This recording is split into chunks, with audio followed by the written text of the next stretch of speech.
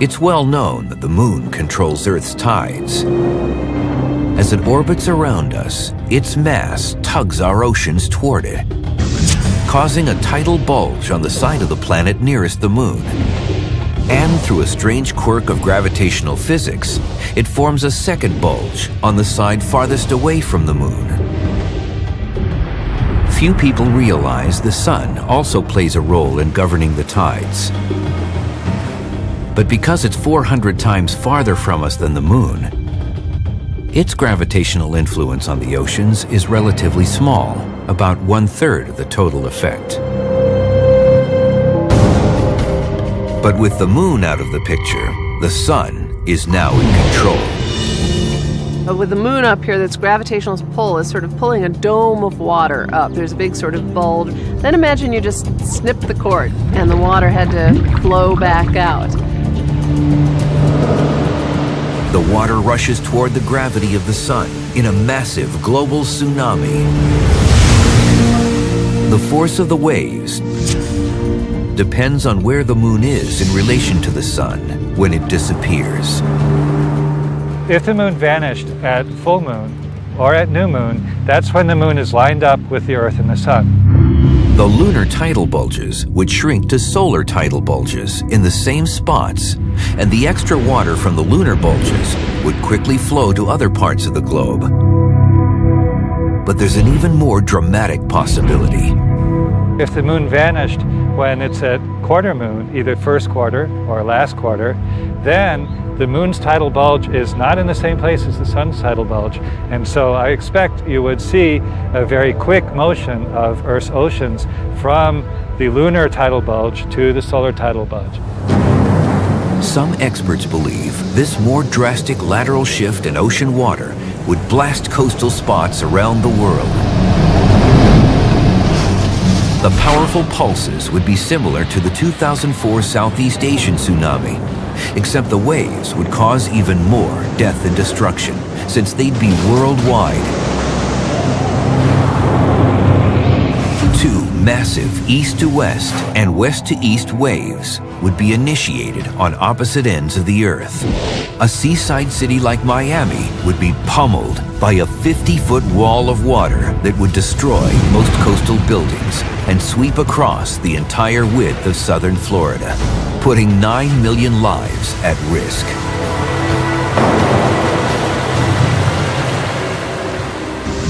But with such a titanic shift of water, could there be other unpredictable results? One can imagine that perhaps the east-west or north-south motion of that water could disrupt the currents.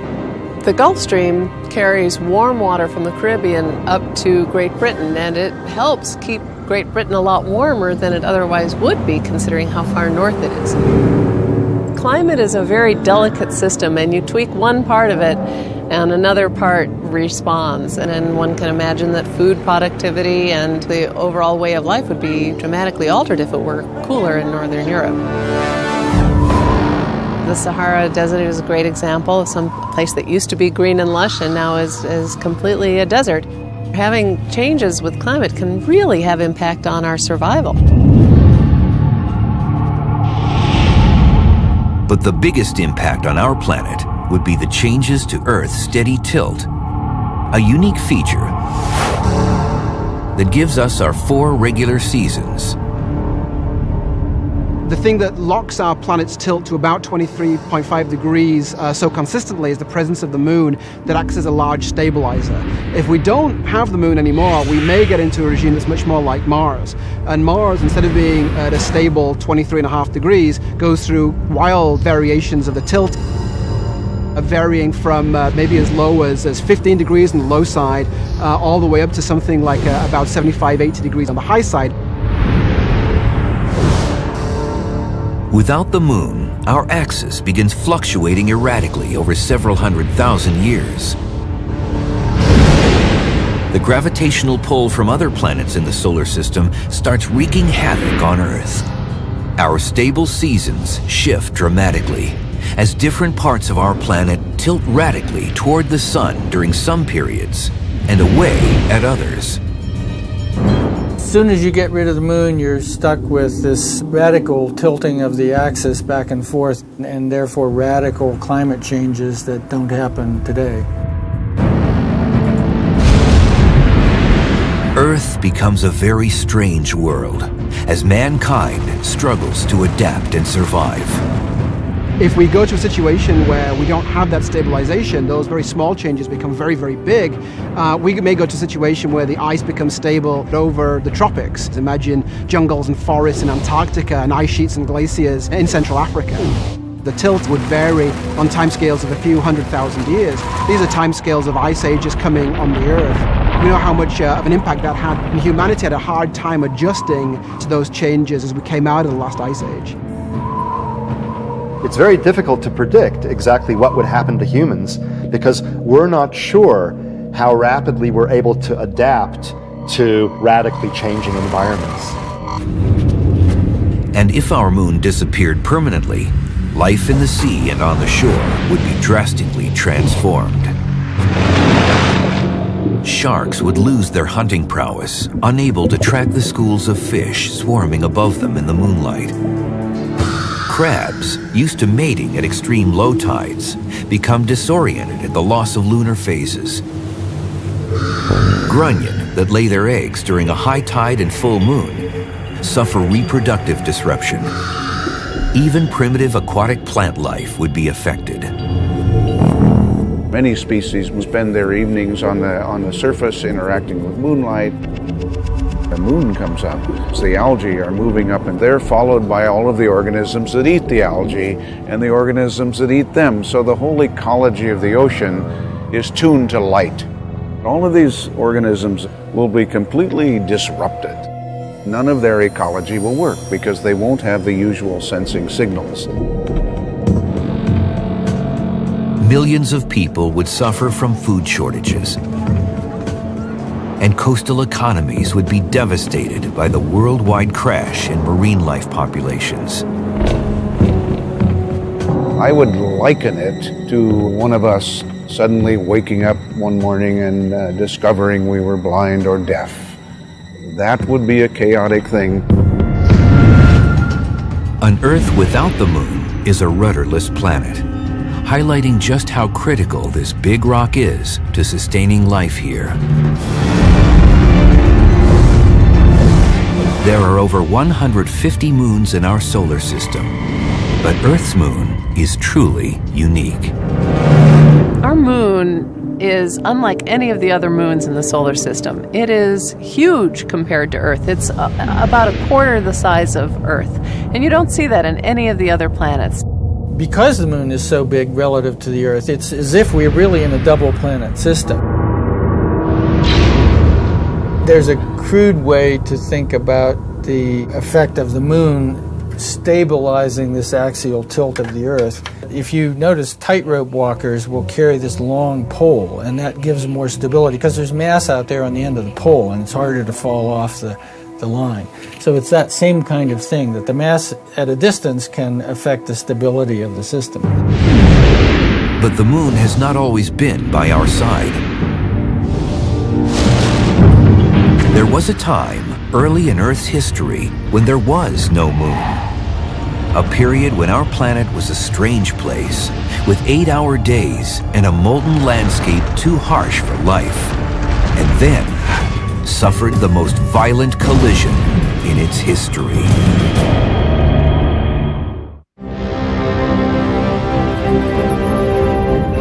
It's hard to imagine, but there was a time when our Earth did not have a moon.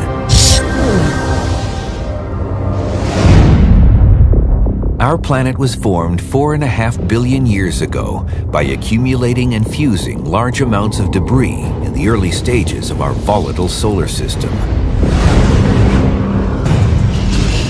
During that early period, our moonless Earth was a monstrous stew of flowing lava, molten rock, and liquid iron. Its atmosphere was filled with carbon dioxide belched from the bowels of the Earth, thick, heavy, and uninhabitable for life. There was almost nothing on the planet. This was a nasty place to be.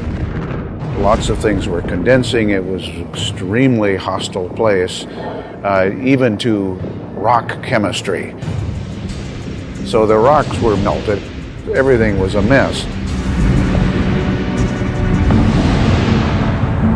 Our original Earth without its moon was an unrecognizable world.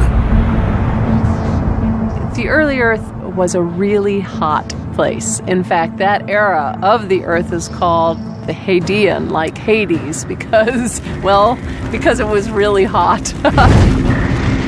There was a tremendous amount of volcanism and a lot of impacts coming in. There was probably a lot of lightning and outgassing, both from the volcanoes and from steam.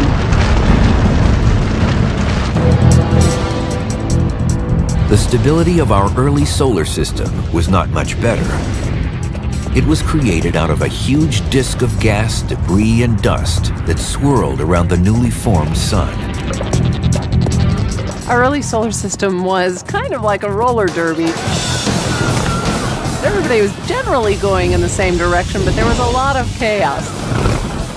There was a lot of clumping and accreting and things getting flung to the inside and crossing lanes to the outside. People all spilling over each other, mashing up in the corner. It was a real mess.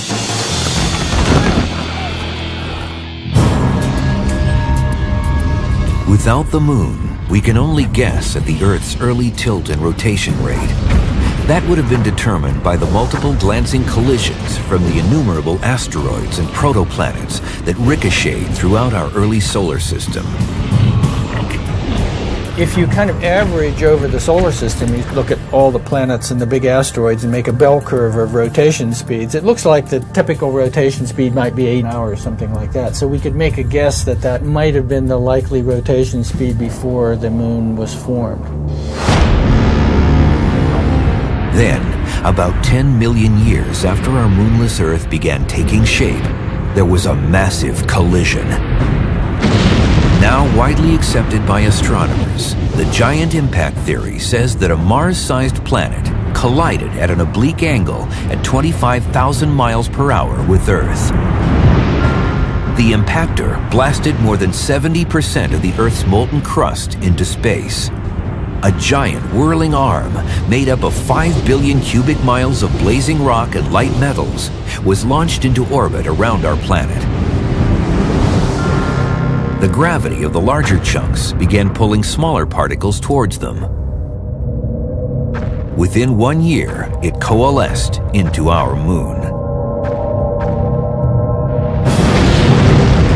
The only materials that were blown out from the Earth were the crustal rocky material, and that's what the moon's made out of. And in fact, if you go to any other place in the solar system, for example Mars, or look at meteorites that come from the asteroid belt, there are certain ratios of the different types of oxygen. That ratio in other parts of the solar system is very different than what we see in the Earth. Now we fly to the moon, we get the moon rocks, we bring them back. They have exactly the same oxygen isotope ratio as the Earth. So that material came out of the Earth, and that fits this idea of an impact theory. The energy released in the giant collision equaled a force of 6 trillion atomic bombs. That's 1,000 atom bombs for every person in Earth's current population of 6 billion people.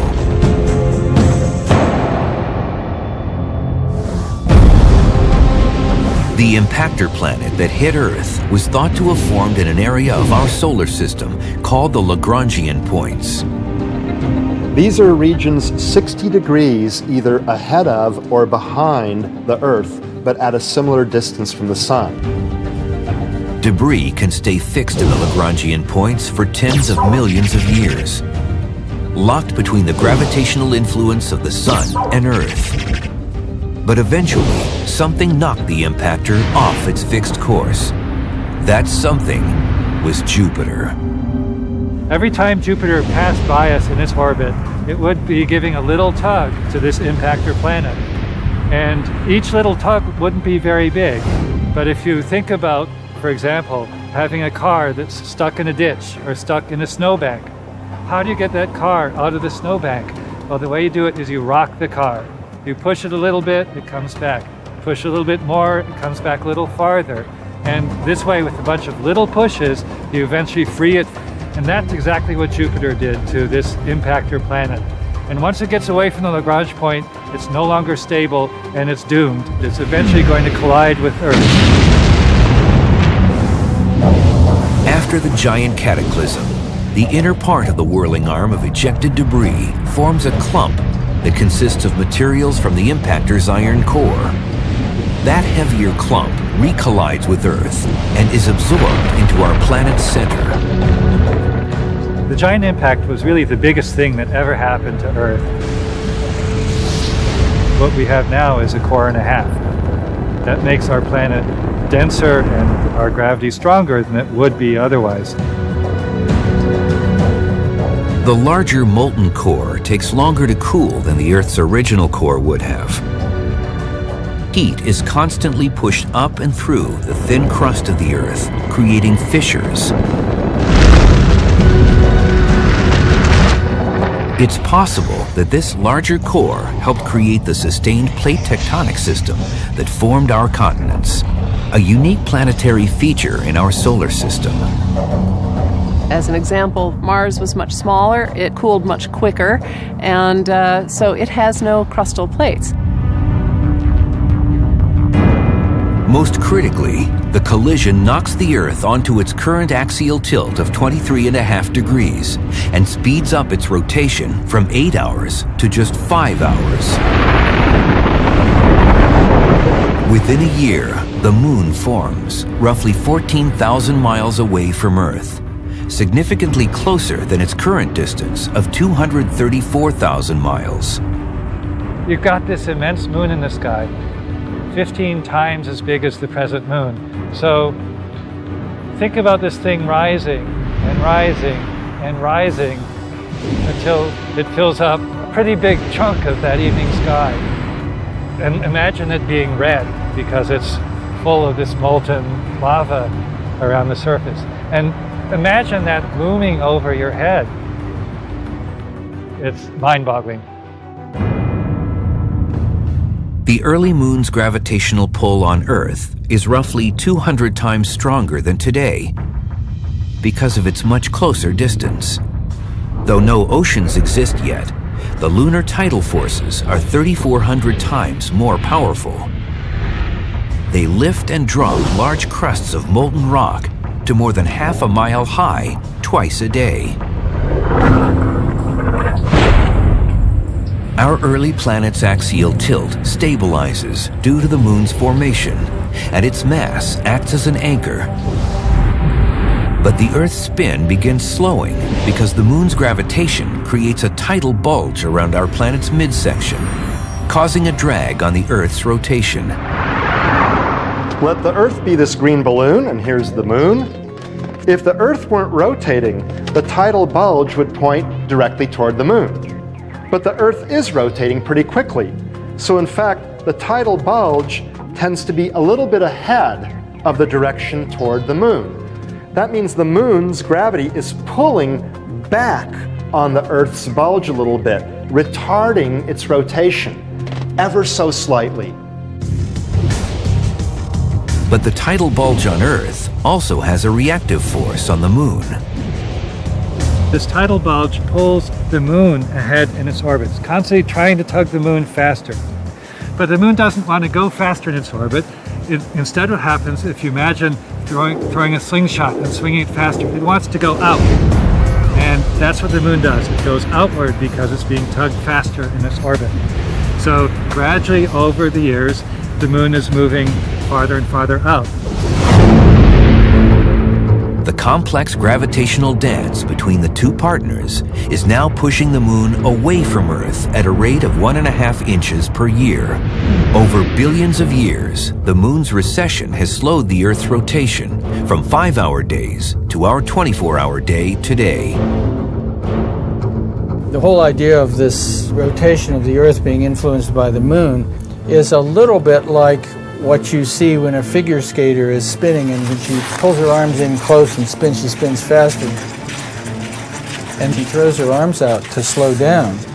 And this is all what the physicists would call angular momentum. But it's the same idea. As the moon moved out, it's kind of like throwing those arms out, and that slows down the rotation in the whole system. But what if the giant impact had never happened? The changes to Earth would be even more drastic than if the moon now suddenly disappeared. Today, would we recognize an Earth that never had a moon?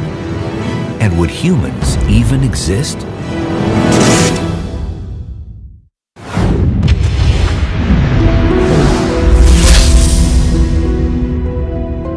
If the moon disappeared instantly, Earth would undergo changes like possible tsunamis, a shift in ocean currents, sea life extinctions, and eventual massive climate swings. But if the moon had never existed, Earth would be unrecognizable to anyone today. Without the moon, life on Earth would probably look quite different. In particular, humans might well never have come into existence.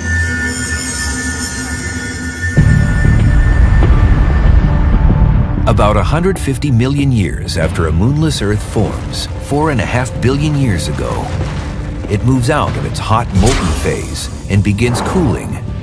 The day is only about 8 hours long.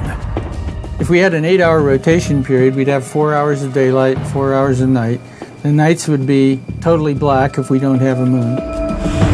Once cooled, our planet is temperate enough to retain water. Heat escaping from Earth's core drives steam and carbon dioxide beyond the surface, creating a thick atmosphere. Over a period of time, many years, all that atmosphere would have kind of collapsed back out, and then as it cooled, the oceans would have formed in torrential rainstorms. Icy asteroids continually pummel the planet, bringing in another large source of water.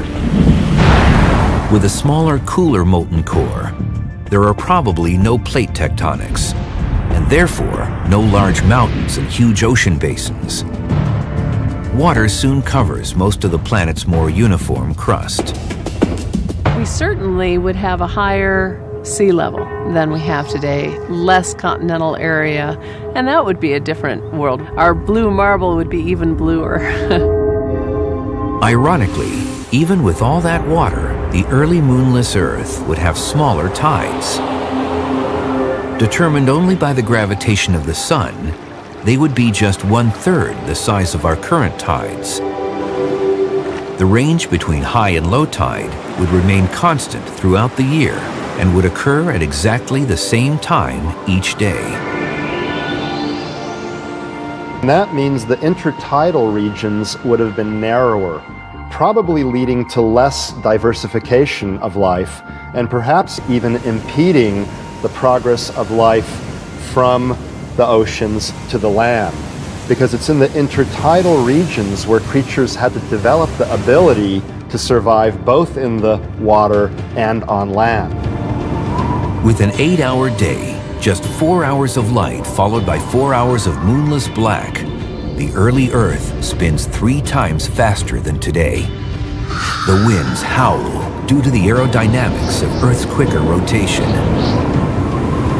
Jupiter, for example, is a giant planet that spins very rapidly. It has a 10-hour spin period, and it's got ferocious winds in its upper atmosphere, hundreds of miles an hour, and incredible storms like the Great Red Spot, which has been around for centuries. Now, Earth probably would be spinning more rapidly than it is now, and that would generally lead to stronger winds and more violent hurricanes and other storms. Early Earth's fast spin results in another important side effect. The rotation of Earth's core, particularly the molten part of the core, is believed to be what generates our magnetic field. And so the Earth rotates 3 times faster, the magnetic field is 3 times stronger. The enhanced magnetic field over the moonless Earth more effectively deflects high-energy solar flare particles towards the Earth's poles, resulting in larger, more spectacular auroras. But by blocking the solar flares, not as much radiation zaps life in the lower atmosphere, decreasing mutations that drive evolution. Stronger magnetic field might have slowed the rate at which life evolved on Earth. Without the moon, the developing Earth suffers intense climate volatility. Over many periods, each lasting several million years, the Earth's axis is pulled and pushed by the Sun and other planets. Without the stabilizing influence of the moon, conditions would have paralleled what happened to Mars. What we've learned in the last 15 or 20 years is that Mars has a very unstable axis because it has no big moon. And when we look at Mars, and we can actually see on the surface of Mars geological features that formed under very different climate regimes when the polar axis was tilted over. On Mars, we actually see these features like the dry river channels and glacial deposits and other features, ice close to the equator. And so the big realization was, oh yeah, the climate has been changing on Mars, and this explains that we're seeing older features. Like the red planet, a moonless Earth's axis would tilt wildly, turning our planet topsy-turvy. Our axis, over a period of millions of years, would wobble chaotically. It would sometimes be vertical, it would sometimes be close to horizontal. When it's vertical, then the whole Earth might be kind of a tropical paradise. When it's horizontal, you could actually have the poles pointing towards the sun and the poles actually getting jungles. So you would see very big changes in Earth's climate as a result of this chaotic wandering of Earth's axis. And this would make it more difficult for life to flourish because it would constantly have to adapt to different conditions, to ice ages and to extremely hot ages.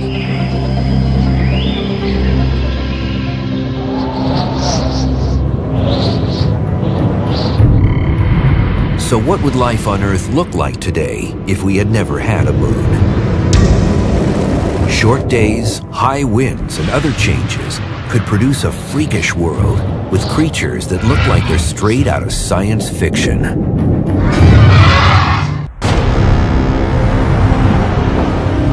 The moon was formed billions of years ago when a planet-sized asteroid crashed into Earth.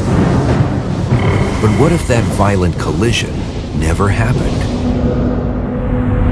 If the moon never came along to stabilize our planet, Earth would be an alien place. The spin of early Earth was very fast, with about 4 hours of daylight followed by 4 hours of darkness. Over billions of years, the sun's gravity and tidal friction would lengthen that 8-hour day to 12 hours. But this is still twice as fast as the current Earth spins, which makes for some extreme weather, including devastating storms and high winds. If the moon hadn't formed, you certainly get a wildly different environment on the Earth. With a faster turning Earth, you get more jet streams, you get more turbulence probably, maybe bigger storms, more lightning because of the friction of the different masses of air moving. In some places, the winds could reach 100 or 200 miles an hour. There would also be stronger hurricanes, and the Earth would have larger waves battering the coastlines. And without the moon's stabilizing effect, the rapidly spinning Earth tilts back and forth. Over hundreds of thousands of years, our planet suffers the ravages of ever-shifting climate because of the erratic changes in axial tilt. As different regions are blasted by heat, then covered by ice again and again. And without the moon, there is another layer of axial instability. Even though today's Earth is stabilized by the moon, there is still a wobble to the Earth's rotation, known as precession. Earth's tilt is 23.5 degrees, but over a period of 26,000 years, it goes through conical variations like this. And if the moon had never formed, this wobbling would be much more unpredictable. If we didn't have the moon the Earth would precess much more slowly, and this is one cause for chaotic variations in the axial tilt. A slower precession of the Earth would lead to a much more unstable axis of rotation for the Earth. Without the moon, Earth's axis today would be like the slower spinning top, precessing, gyrating, and wobbling in ever larger conical circles. Right now, 26,000 years, very stable zone. You get it going slower, so it's maybe 40,000, maybe 50,000, maybe 60,000. Then you hit the chaotic range, and then everything goes wrong. With the more forbidding and shifting climate, evolution on a moonless Earth varies between bursts of adaptation and violent extinction. Bizarre life forms mushroom. Plant species are vulnerable as they don't have the mobility to stay ahead of speedy climate change. And complex life forms like humans probably wouldn't stand a chance at all.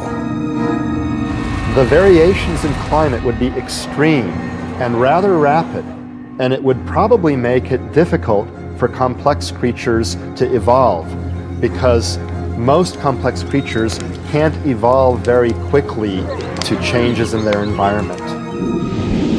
Instead, primitive organisms would predominate and endure. Bacterial life is able not only to adapt more quickly, but also to withstand more extreme environments. We see bacteria under the deep ice cores of the Antarctic or Greenland, and we see bacteria that live in steaming, boiling pots in Yellowstone. If complex life were to evolve, it would look very different due to short days, high winds, and other features of a moonless Earth. It would be much more hostile than it is now. You would see that all of these winds and all of the noise and all of the clouds moving from water to life on land would be very tough. We might see shorter lifespans because things are going on faster. During the day, there will be a limited time to metabolize and gain energy and do things. Organisms would have to be a little more clever. Evolution would favor short, stout creatures and plant life that could withstand ferocious hurricanes. Jungles wouldn't exist, since they need wind barriers to flourish. And there probably wouldn't be any creatures swinging from branch to branch due to stubbier plant life and high winds. I would expect that creatures generally wouldn't be as tall because they'd have a harder time holding themselves up. And trees with shallow root systems wouldn't become very tall. Palm trees, for example, probably wouldn't survive too well.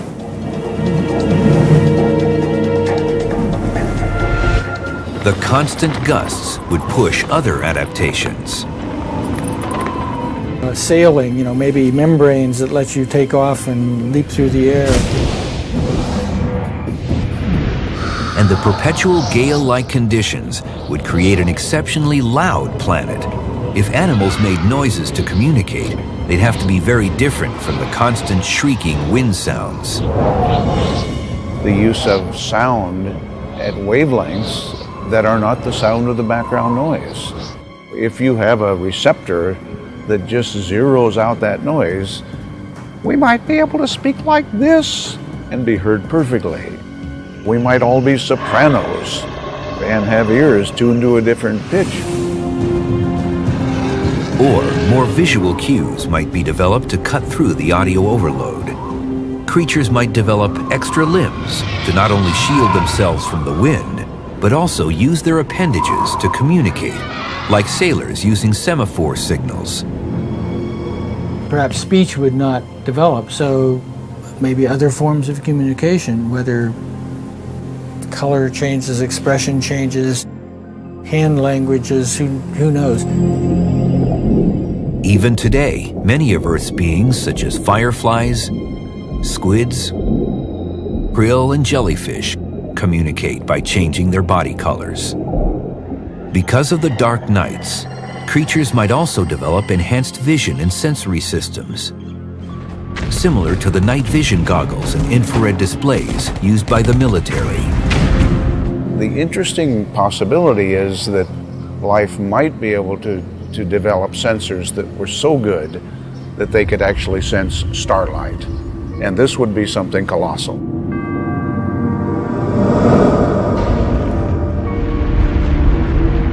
It looks and sounds like a rough and too tough world, unfit for human habitation.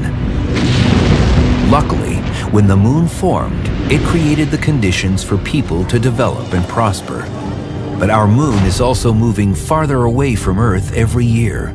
Does that mean there will be another time in Earth's future without the moon?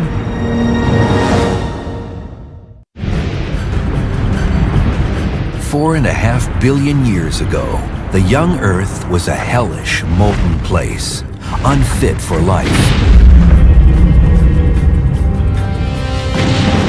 So then, how did a violent collision by an object the size of Mars, soon after the Earth's formation, create the conditions for the complex life we're part of today? The body blow to Earth knocked our planet to its current tilt, and the formation of the moon kept it there. The mass of the moon out there, what it's done is it's prevented the tugs of the other planets from causing the Earth's tilt to change too much. So it's provided a real stabilizing effect on our climate because of that. The collision also created a chain reaction of forces that set the stage for life. When the iron cores of the two planets combined, it created a larger core for the new Earth. The collision also knocked off much of the Earth's crust. This combination, with large amounts of heat pushing up from a giant core through a thin crust, likely created the conditions for sustained plate tectonics. The movement of these plates formed mountain ranges and deep basins, and the resulting volcanic activity spewed out the gases that created our atmosphere. Water eventually settled in the basins, creating oceans, leaving continents of land above. But life still had a tough time getting started in the early days of Earth. For the first 500 million years of the Earth's and the Moon's existence, they were bombarded by debris that was still finishing up the formation of the solar system.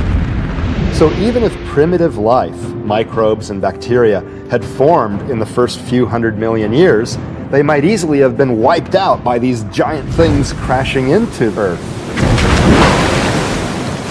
Now we have evidence for life dating back to 3.8 billion years ago.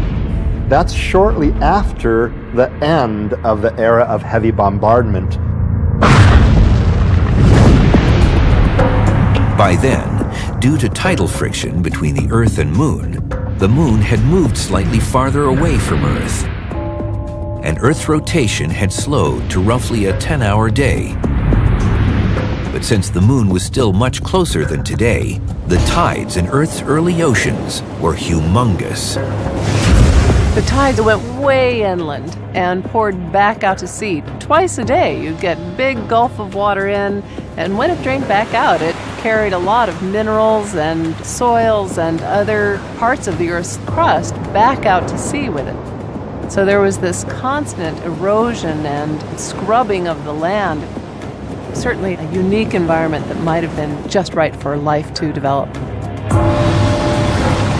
The area between high and low tide, known as the intertidal region, was enormous. High tides would rush hundreds of miles inland, then back out a few hours later.